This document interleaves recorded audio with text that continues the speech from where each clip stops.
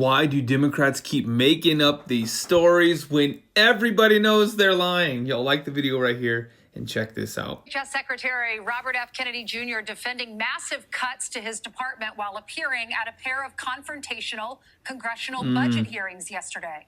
Somebody can Elon Musk's computer and say, okay, just make 20% cuts, term limits. I disagree with your entire characterization. It was like the recitation of a narrative that, everybody knows out there.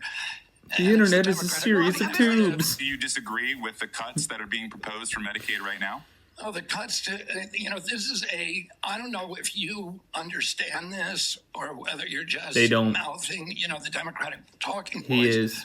The cuts to Medicaid are for fraud, waste, and abuse. I know you have talked a lot about some of the waste that we've had to cut from our budgets. Tell the folks at home some of the studies that were cut. Well, I compliment Secretary Kennedy and the Trump administration for finally saying enough's enough. We're not going to keep funding frivolous and crazy research. I pointed out 3 grants yesterday. One was nearly $750,000 to study microaggressions against obese Latinx. And I say that slowly because most people don't even know what that means to unpack. What is microaggressions against obese Latinx? But it surely doesn't sound like science. Another study I pointed out was, do happy rats use more than unhappy rats? The last one, and this one's the last one's even more profound. Do girls who think they are boys still have a problem with pregnancy? And lo and behold, girls who think they're boys can still get pregnant. Wow. Be warned. And but they had a special study that cost nearly $750,000 also.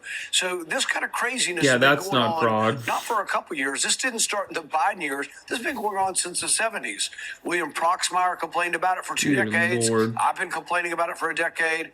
But finally we have someone, President Trump, willing to stand up and say enough's enough, and he's requesting a reduced budget for these grants. That's the only way you'll direct the money towards more significant disease like obesity, heart disease, diabetes, cancer, Alzheimer's, autism. Right. That's where the money ought to go, but it shouldn't go to these crazy, loony things that any common sense American would say are nuts.